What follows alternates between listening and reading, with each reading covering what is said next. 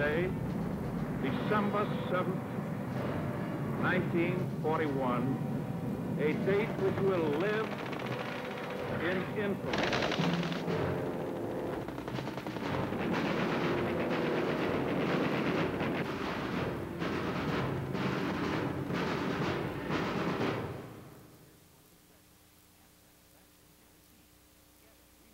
When it was told to us that Japan had dropped bombs on Pearl Harbor, as far as I can recall, it didn't sink in as far as the tragedy portion of it that sank in later. And why I'm saying this is, I'm part of the society that I grew up in. Maybe my ethnic background was different than the majority of the other types of people that lived in our society. But why was I to be concerned differently that the war would affect me personally, like it did later? I went to a school, I learned my geography, I learned my history lesson, I learned considerably about the Constitution of the United States, I learned aspects of the Constitution that gave me certain rights that were given to me because of my birthright. So why would anybody think in any terms other than what I did that I shouldn't be concerned, but I was wrong?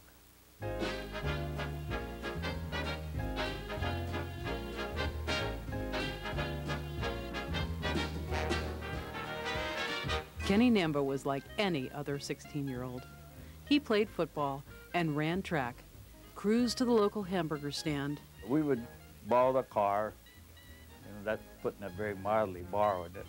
I took it.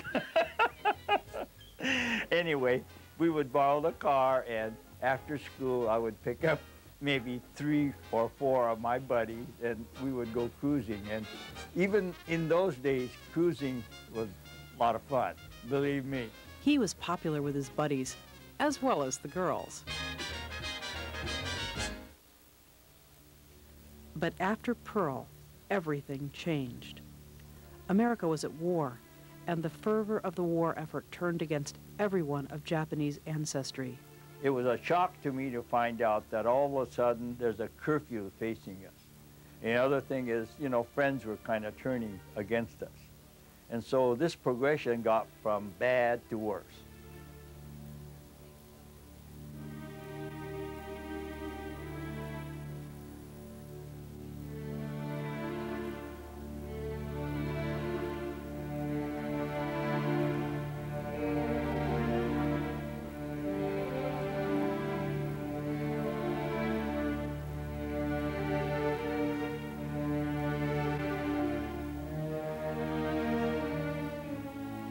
Kenny's parents had immigrated to America, started a small farm east of Portland, had kids, and basically forged the American dream.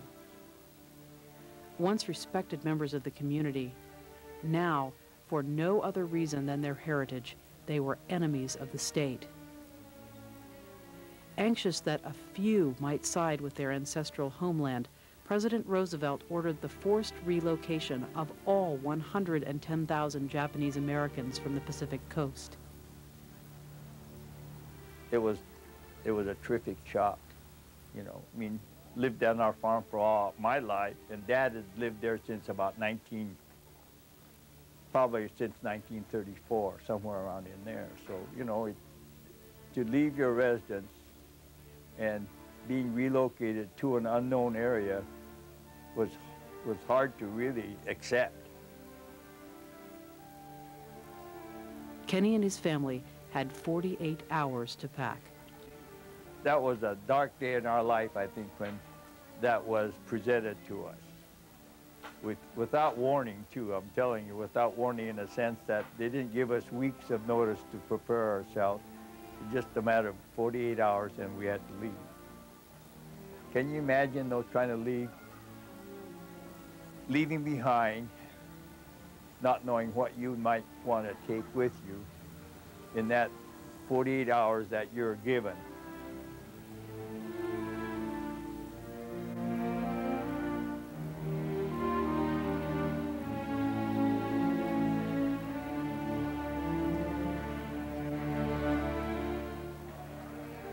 By the way, they didn't want the outside element or people from the outside to realize that they were shipping several thousand Japanese Americans, inland. We weren't told until almost, I'd say, within a few hours before we got to our destination that this was Idaho. Prisoners of a war they did not start nor want, they were moved to internment camps, guarded by armed soldiers and corralled by barbed wire. What difference is there between our situation as it was presented in the situation where people were sent to prison for felonies? There was none. I say that only because the United States government never, never, never referred to our camp as a prison. It was a prison.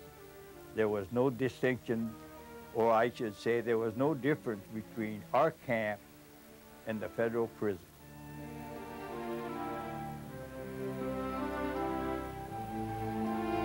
And that first winter was almost unbearable because it was a cold winter, the wind blew, and when the wind blew on a dry day, you would get sand in your room. And sand would be all over everything. It would be all over your bedding. It would be all over whatever food that you had, unless it was totally covered. If I were to grade a living quarter from 1 to 10 in today's standard, I say it was almost a 0. And that's how bad it was.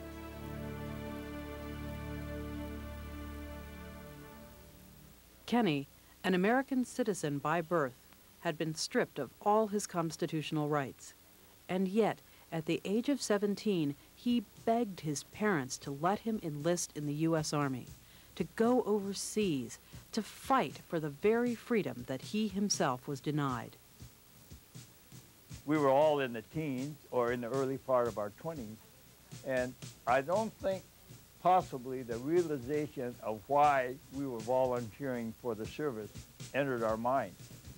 About the only thing I can tell you is, in mass, when you look at the overall population of its time, and you're looking at millions of GIs already in the service and millions of individuals volunteering, if you accepted the fact that I am no different than anybody else, socially, religiously, economically, any other way you want to put it, I was no different. The other thing is, if you went to a public school and you learned for yourself what it is to be an American and be proud of the fact that you are American without second thought, you did it to honor yourself and to honor America. After all, this is my country. Even though my mom and dad are still in camp, faced with these ironic situations, having all their rights taken away, I felt like all of the other Japanese Americans that volunteered for the service, that it was my duty to serve my country. And I set aside all of the prejudice and all the inconveniences that was created because of the war. And that's a hard decision to make. Very difficult to make that decision.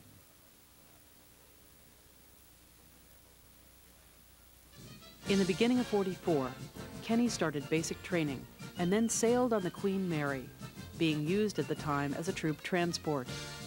He joined the 442nd, a segregated Japanese-American combat unit. Many had volunteered directly from internment camps. Their symbol, ironically, was the Torch of Liberty. They would prove their loyalty to America, becoming one of the most decorated combat units in U.S. military history.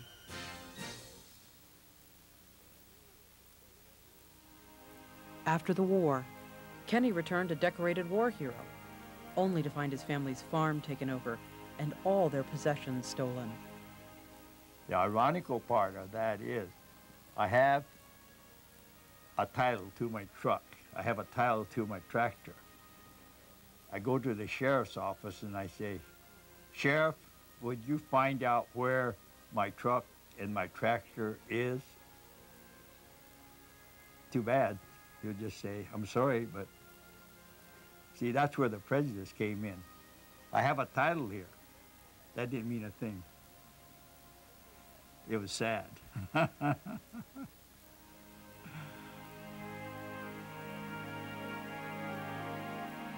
Kenny had carried a rifle for his country in combat.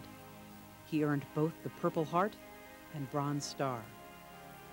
But when he came home, the police wouldn't even return the family's firearms that they'd confiscated at the start of the war. There's an old saying among us Japanese Americans that we had to fight 2 wars. We fought the war for the United States of America to keep our democracy free. We came back and we had to fight prejudice. Kenny took his battle to the state Supreme Court, successfully overturning an anti-Japanese law, restoring the right of Japanese immigrants, like his father, to own and live on their farms. Now, more than 50 years have passed.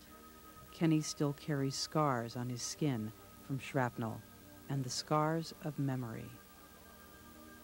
One shot it took for a sniper, a German sniper, to hit this friend of mine who happened to be a sergeant, and shot him right directly in the temple of his head. And he died instantly.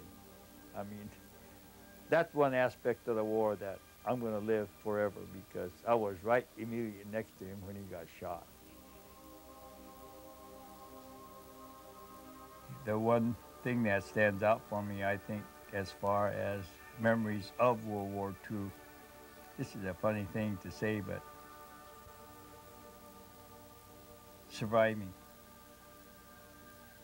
To survive the rigors of war for that many days. Why was I so lucky to come back and marrying my wife and having a family? We've been married 54 years.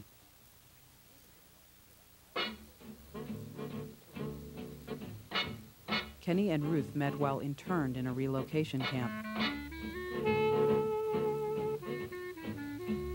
At a dance, Ruth taught Kenny to jitterbug.